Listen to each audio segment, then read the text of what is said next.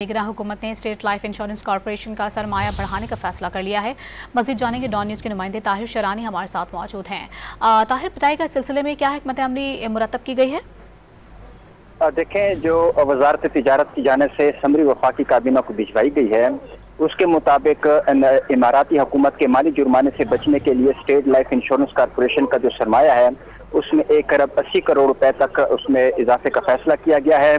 और उसकी वजह यह है कि मुत्तहिदा अरब अमारात हुकूमत की शर्त पूरी करने के बायस ये फैसला किया गया है।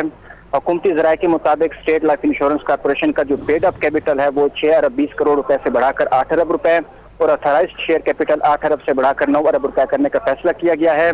ज़राए का कहना है कि मुत्तहिदा अरब अमारात हुकूमत की रेगुलेटरी शर्त पूरा करना जरूरी है, क्योंकि शर्त पूरी करने में ताखीर पर स्टेट लाइफ इंश्योरेंस कॉर्पोरेशन को माली जुर्माने का सामना करना पड़ेगा। यूएई कवानीन के तहत यूएई में काम करने वाली इंश्योरेंस कंपनीज का पेड अप कैपिटल 100 मिलियन दिरहम से कम नहीं होना चाहिए और इस वक्त स्टेट लाइफ इंश्योरेंस कॉर्पोरेशन का जो पेड अप कैपिटल है वो यूएई हुकूमत के मुकर्रर करदा 100 मिलियन दिरहम के हद से कम है। इसकी वजह ये बताई गई है कि दिरहम के मुकाबले रुपए की मुसलसल बेकदरी के बायस स्टेट लाइफ इंश्योरेंस कॉर्पोरेशन के पेड अप कैपिटल का शॉर्टफॉल हुआ। State life insurance gulf zone branch के जरिए यूएई में ऑपरेट कर रही है और यूएई में मुकीम पाकिस्तानी को इंश्योरेंस कवरेज करती है। बहुत शुक्रिया ताहिर शरानी तफसीलात से आगाह करने के लिए।